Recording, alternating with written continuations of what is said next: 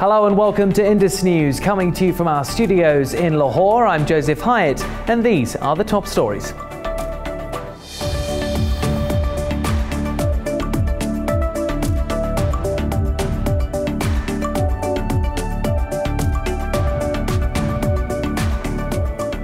We start this hour here in South Asia, where Pakistan has said that it will respond to India's air intrusion into Azad Kashmir at a time and place of its choosing. Prime Minister Imran Khan, tweeting after a meeting of Pakistan's National Security Committee, said that he has directed Pakistan's armed forces to remain prepared for all eventualities. Khan said that Pakistan will engage with global leaders to expose India's irresponsible policy. Foreign Minister Shah Mahmood Qureshi, addressing a press conference after the meeting, strongly rejected India's claims that its warplanes targeted an alleged terrorist camp. Qureshi said that India's government has once again resorted to a self-serving, reckless and fictitious claim. He said that India has carried out the air intrusion into Pakistan for domestic consumption, just weeks before its general elections. Qureshi said that India's actions have put regional peace and stability at grave risk. India has committed uncalled for aggression, to which Pakistan shall respond at the time and place of its choosing. PM has directed that all elements of national power, including the armed forces and the people of Pakistan, to remain prepared for all eventualities. He also said that the area of northwestern Pakistan, close to the town of Balakot, allegedly targeted by India's warplanes, is open for the world to see. The claimed area of strike is open for the world to see the facts on ground. For this, domestic and international media is being taken to the impact site. Well, earlier in a dangerous escalation, Indian Air Force jets violated Pakistani airspace. Pakistan's military spokesman, Major General Asif Ghafoor, said that Indian aircraft intruded across the line of control in Kashmir before dawn. In a tweet, Ghafoor said that Indian aircraft intruded about 5 kilometers into Azad Kashmir in Muzaffarabad sector.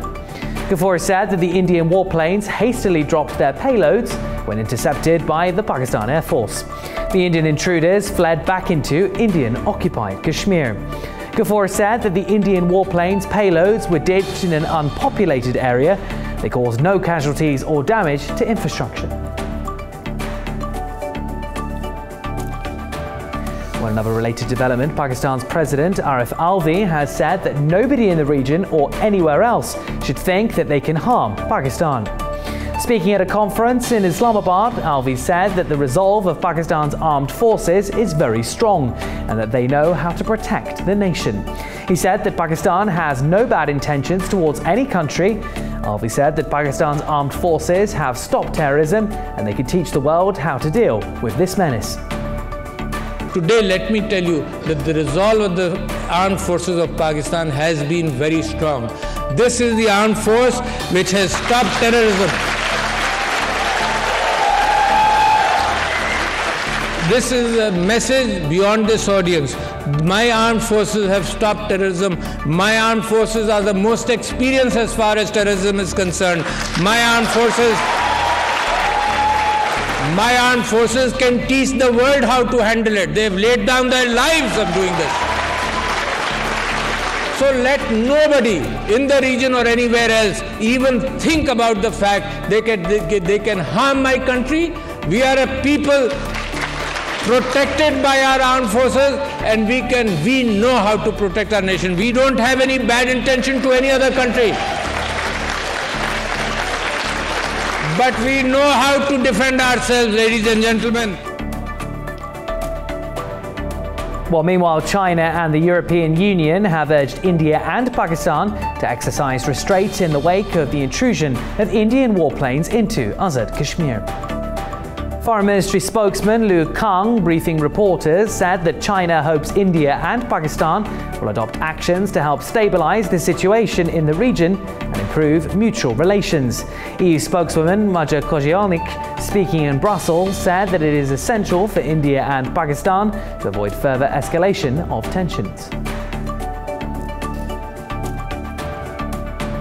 Next, Pakistan has called for an international investigation into human rights violations by Indian security forces in occupied Kashmir.